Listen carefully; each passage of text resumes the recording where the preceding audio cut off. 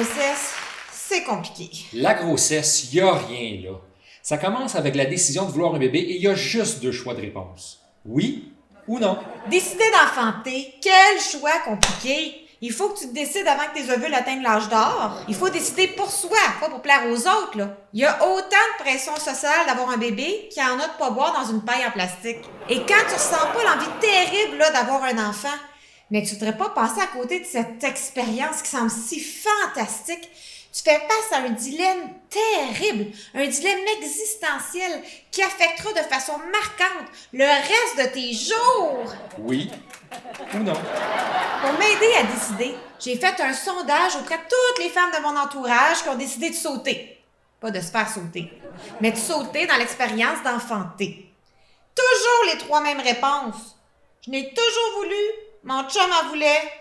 C'est un accident. Comme j'ai déjà 2 enfants, vous comprendrez que j'ai déjà dit oui 2 fois. Et comme dit le dicton, jamais 203. Mon chum semblait partant, donc on s'est sauté. Une fois décidé, c'était l'heure de pratiquer. Et ça, c'était compliqué. Calculer le moment exact de l'ovulation, la fréquence optimale des coïts, arrêter d'avoir mal à la tête. Pratiquer, c'était facile. Elle disait toujours oui. Elle prenait l'initiative. J'ai même oublié Netflix. Jusqu'au jour où t'es en retard dans tes règles, t'achètes le test de grossesse, tu fais ton petit pipi sur le bâton et c'est positif. Ben ouais, c'est ça que ça m'a fait. Flatline. J'ai pas eu le moment wow des films. C'était plus comme une vague d'anxiété accompagnée d'une voix diabolique me disant « There's no coming back now ». Voilà, c'est fait. On est enceinte. Je peux enfin faire ma série Netflix. La première chose que j'ai fait, c'est d'analyser chaque garderie à un rayon de 15 km de la maison. Ouf! Faire la différence entre CPE, garderie privée, en milieu familial, c'était tellement compliqué, j'ai dû faire un tableau comparatif sur Excel. Une fois le laborieux choix fait, je me suis dirigée à la garderie tant convoitée pour découvrir qu'il y avait tout un processus pour y inscrire mon enfant. Aller sur le site du gouvernement, remplir un premier formulaire pour ouvrir mon compte, un deuxième formulaire pour le compte de mon enfant pas né, espérer qu'il y aura une place, puis après, j'ai appelé ma mère pour y annoncer la nouvelle. Ma blonde capotait avec les garderies. Un bébé, y a rien là. C'est comme un iPhone. Tu le traînes avec toi, tu joues avec de temps en temps. Je savais pas quoi de ça. Ça n'a pas été long avant que je commence à m'inquiéter d'être une mauvaise mère. Je suis courue à la librairie la plus proche.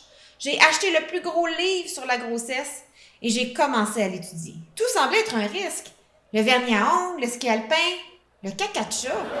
C'était vraiment stressant. C'est sûr qu'il y a quand même un stress relié à la grossesse, là. C'est quand même pas évident de recevoir autant de félicitations. Au stress de tuer mon bébé aux vapeurs de dissolvant de vernis à ongles, s'est ajoutée une avalanche de symptômes. Seins douloureux, être à fleur de peau, la fatigue intense, tellement que j'ai dû changer mon cache-cerne pour un galon de peinture opaque. Mais le pire, c'était les nausées. En fait, les vomissements. J'étais tout le temps en train de vomir. C'était comme un lendemain de veille sur repeat. Je me réveillais la nuit pour vomir. J'allais vomir après les repas, mais aussi entre les repas. J'allais vomir le soir, nausée matinale de mon œil. Je pouvais arrêter en voiture pour vomir, mais aussi au travail. En gros, j'étais soit en train de dormir ou en train de vomir. C'était une belle période. Ma blonde prenait enfin le temps de se reposer. En plus, elle semblait avoir décidé d'améliorer son hygiène. Elle se brossait tout le temps les dents. J'étais même plus capable de cuisiner. Les odeurs me dégoûtaient. J'en vomissais. J'ai donc dû prendre un très grand risque. Laisser la cuisine à la charge de mon chum. J'ai pris la cuisine en charge. Pas de problème.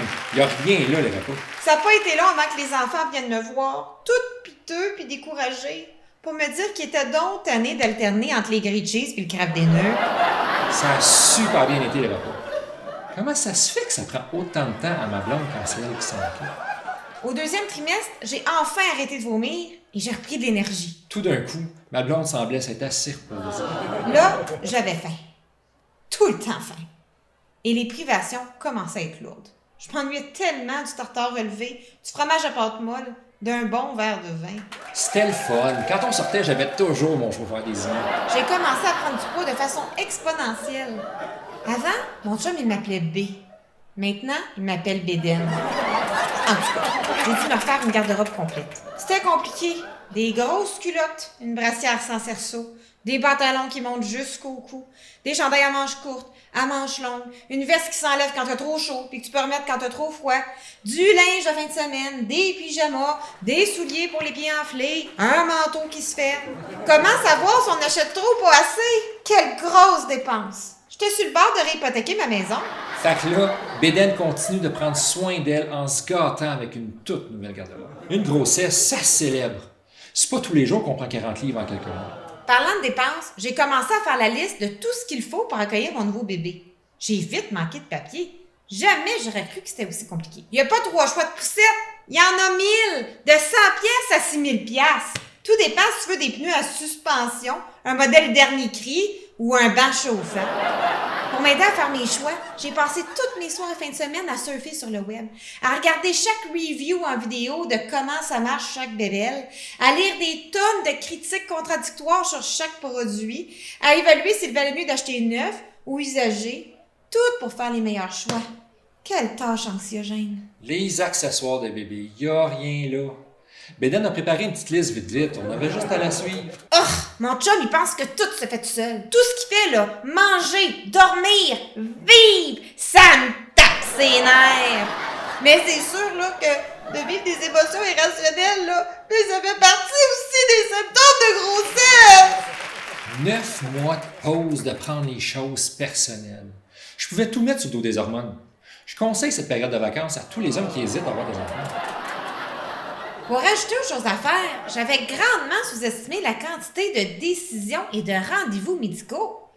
Accoucher en maison de naissance, à l'hôpital, dans le bain. Ou accoucher, tant que c'est sécuritaire, confortable et qu'il y a du stationnement. Ensuite, choisir un médecin à partir d'une liste de médecins que tu connais pas. C'est comme une blind date. Tu l'as jamais vu, puis t'espères qu'il est prêt à avoir un bébé. Après, fallait planifier les rendez-vous. Et ça, c'était compliqué avec mon horaire de fou. Mais pas aussi fou que de me déplacer à chaque fois, d'arriver d'avance pour pas faire une folle de moi, d'attendre un temps de fou pour un rendez-vous de 5 minutes. C'est fou raide! Choisir le médecin, y a rien là. Chaque hôpital fournit une liste. Tu les appelles un après l'autre et tu prends le premier qui répond. Comme dit le dicton, premier arrivé, premier servi. Et après, la première échographie, les prises de sang, une rencontre avec l'infirmière, un vaccin de coqueluche. Et entre tout ça, tu continues tes dates avec le médecin. Et ça continue. Une autre prise de sang. Tu sais, là, celle où tu dois boire un liquide orange en moins de 2 minutes sans vomir. Stressé avant de recevoir tes résultats. Recevoir tes résultats. Shit! Apprendre que tu fais de l'anémie, que tu dois prendre du fer qui constipe. Mais ça, là, c'est pas aussi pire qu'à la deuxième échographie, quand tu dois arriver la vessie pleine. Un vrai test d'endurance, surtout quand le médecin a 2 heures de retard. Uriner était mon rêve. La cuvette, mes destinées. Comme bon partenaire soutenant, c'était important pour moi d'accompagner Bédaine à ces quelques rendez-vous.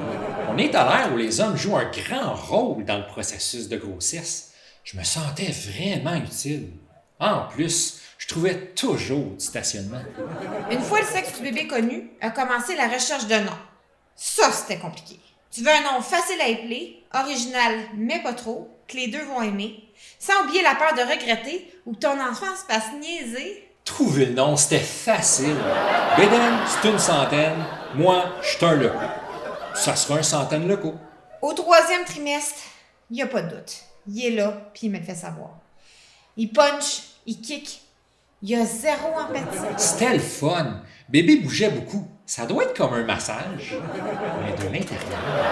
Au 3e trimestre, il y a une toute nouvelle avalanche de symptômes. Reflux gastrique, essoufflement, baby brain, constipation, hémorroïdes, t'essaieras ça, toi, de mettre de la camanale avec mon tour de taille, anémie, enflure, varices, hyperpigmentation, tétine, acné, écoulement de colostrum, excroissance brunante, nouvelle pilosité, mal de pied. Mais le pire, c'est l'insomnie. Se lever aux heures pour aller faire pipi, pas avoir de position confortable, puis pour le peu que je dors, ben je ronfle. Je profite vraiment des derniers moments pour bien dormir. Sans oublier les peurs Comme la fois où je me suis réveillée brutalement avec une contraction très douloureuse. Je lui disais de respirer, là, comme dans les films. C'est là que j'ai réalisé que je savais peut-être pas grand-chose. Et que j'aurais peut-être dû aller au cours prénataux. Bédaine, elle s'inquiétait de pas avoir suivi les cours prénataux. J'ai dit qu'au pire, on irait pour le prochain bébé. J'ai réalisé qu'il y avait une deuxième vague de décisions compliquées à prendre.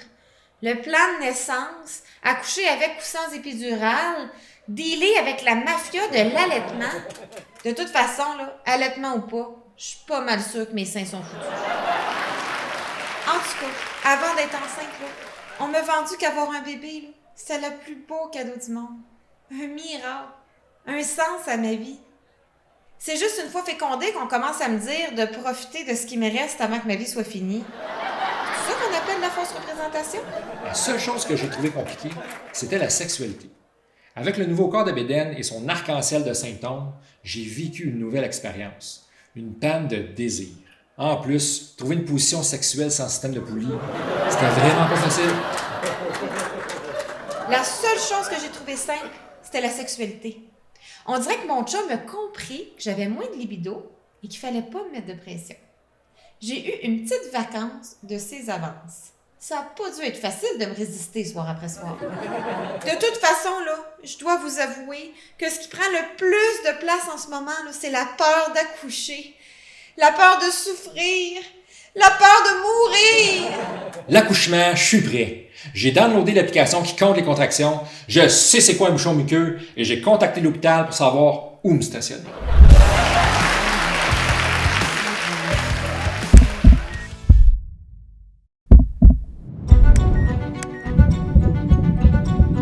Après plus de 41 semaines de grossesse et une première nuit de contraction à la maison avec un col toujours fermé, nous sommes entrés à l'hôpital pour être provoqués.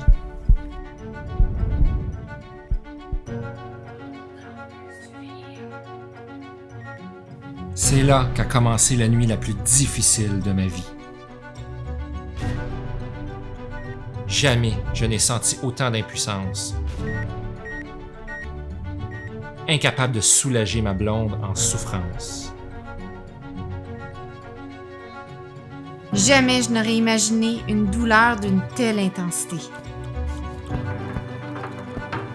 Heureusement, Stéphane était là, à mes côtés. Présent et alerte, il m'a bien accompagné. Après 36 heures de travail éprouvant et le cœur de bébé en difficulté, c'est en césarienne que s'est terminé un accouchement que nous ne sommes pas prêts d'oublier. Mais cette souffrance s'est dissipée par l'immense bonheur qui a émergé de ton arrivée.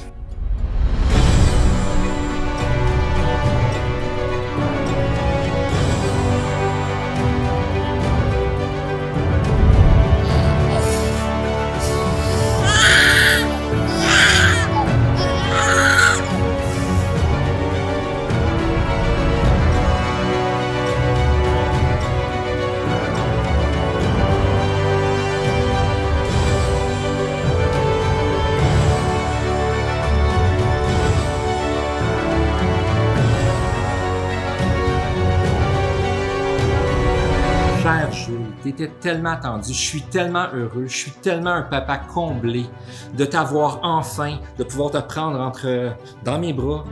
Je t'aime très fort.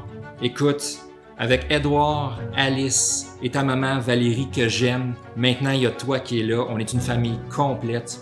Je t'adore, je vais toujours être là pour toi, je vais être aussi ton meilleur ami et ton papa pour la vie. Allô Jules, je suis vraiment contente d'être ta grande sœur. Le jour est arrivé pour moi. Le 4 avril, t'es né, j'ai aimé ça.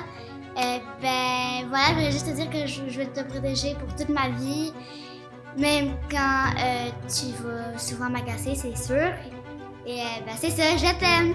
Salut mon petit Jules, j'espère que tu vas avoir le meilleur grand frère au monde. Je suis vraiment content d'être ton grand frère puis que j'espère que tu vas aller loin dans la vie. Allô mon enfant, je veux que tu saches que je t'aime beaucoup et qu'il n'y a rien de trop compliqué ou de trop souffrant qui m'aurait empêché de t'avoir. Je veux que tu saches que tu as une place dans mon cœur gravée pour toujours et que je vais t'aimer toute ta vie, peu importe ce que tu choisis de faire, qui tu choisis d'être, ton orientation, ta profession. Je vais toujours être là pour toi. Maman t'aime très fort.